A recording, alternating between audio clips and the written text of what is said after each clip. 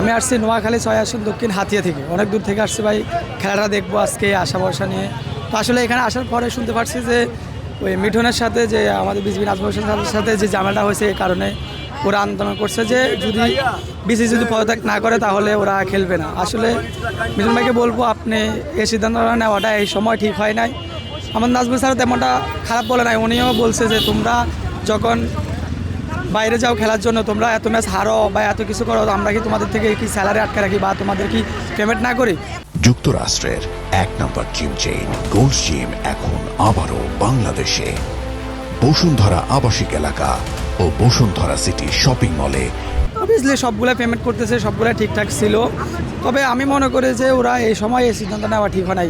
বিপিএলটা শেষ হইতো, তারপর ওরা নিজস্বভাবে বোঝাপড়া করে সমাধান করতো। আসলে অনেক প্লেয়ার আসছে, আজকে নোয়াখালী থেকে অনেক দর্শক আসছে, অনেক দূর থেকে টিকিট কাটছে, অনলাইনে গাড়ি ভাড়া দিয়ে আসছে, হোটেল বুক করছে, খেলাটা দেখবো এই আশা করি। আসলে যদি খেলাটা না হয় আমরা অনেক বড় ভোগান্তিতে পড়ে যাব। তো বিসিবি সভাপতির কাছে আমার অনুরোধ থাকবে যে তারা আপাতত খেলাটা যে আমাদেরকে উপভোগ করার মতো সুযোগ করে দেয়, পরে ওরা সবাই মিলে একসাথ হই, যে জামালরা আছে সবগুলো সমাধান করবে, এটাই আশা করতেছি। আসলে ভাই বলার মতো অনেক কিছুই আছে। আমরা সকাল 9টা বাজে সেই মিরপুর মাস্টার টেক থেকে আসছি, ঠিক আছে। তো আয়সা দেখতেছি যে এখানে ব্ল্যাক মানিতে টিকিট বিক্রি করা হচ্ছে অনেক বেশি দামে, ঠিক আছে। তো আমরা এখান থেকে টিকিট কাটিনি, এখানে অনেকক্ষণ দাঁড়ায় আসছিলাম গেটের সামনে, ঠিক আছে, যে হয়তো বা কেউ আসবে টিকিট বিক্রি করার জন্য বা হয়তো বা কোনো জায়গায় পামো, কিন্তু পাইনি। পরবর্তীতে অনলাইনে 3টা টিকিট কাটছি, ঠিক আছে, 900 টাকা করে, ঠিক আছে, 300 টাকা করে। তো 3টা টিকিট কাটার পর এখন মানুষে বলাবলি বলতেছে যে খেলা নাকি হবে না। এখন যদি খেলা না হয়, আমরা যে 3টা টিকিট কাটছি, এই 3টা টিকিটের কি হবে? এই টাকাগুলো তাহলে আমরা যদি পরবর্তী যদি খেলা দেখতে পারি তাহলে তো ভালো, আর যদি পরবর্তী যদি খেলা দেখতে না পারি তাহলে এই যে টাকাগুলো নিছে ওনারা, ঠিক আছে, তো ওই টাকাগুলো আমরা কি হবে? আমরা তো অনেক কষ্ট করে, দেখা গেছে আমরা কর্মজীবী বা স্টুডেন্ট, ঠিক আছে, অনেক কষ্ট করে, ঠিক আছে, টিকিট কাটছি। তো এই যদি পরবর্তী যদি খেলা না দেখতে পারি, ঠিক আছে, বিসিবির কাছে একটাই অনুরোধ, যাতে আমরা খেলাটা দেখতে পারি, আজকে যাতে খেলাটা হয় এটাই অনুরোধ। এখানে কোনো বিশৃঙ্খলা যাতে না হয়, সবাই সুন্দরভাবে খেলাটা উপভোগ করে যেতে পারে, আমার কাছে এটাই প্রত্যাশা, এটাই আশা করি বিসিবি যাতে এই অনুরোধটা রাখে।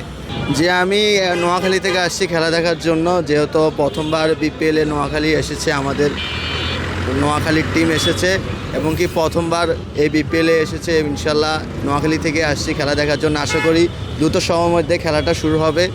অবশ্যই হতাশ হব না কেন, নোয়াখালী অনেক দূর, জানেন ঢাকা রাজধানীতে এসেছি নোয়াখালী থেকে ছুটে, অবশ্যই খেলা না হলে অনেক হতাশাই হব।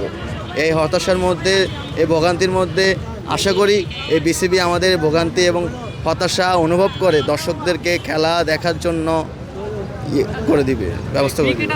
আসলে টিকিটারদের সিদ্ধান্ত কিভাবে দেখছি, বিসিবি পরিচালকের যে কথাটুকু যা আমরা শুনলাম, আসলে মিঠুনের যে দাবি, আসলে তাদের দাবি আমি এতটুকু যৌক্তিক মনে করছি না।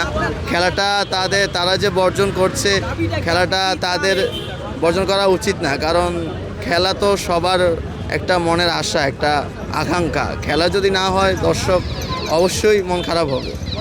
আশা করি সমস্যাটা দ্রুত সময়ের মধ্যে সমাধান হবে, আমরা খেলাটা উপভোগ করব। বিসিবিকে অনুরোধ যে তাড়াতাড়ি তাদের সাথে বসে আসলে সমস্যাটা সমাধান করে খেলাটা তাড়াতাড়ি যেন হয়।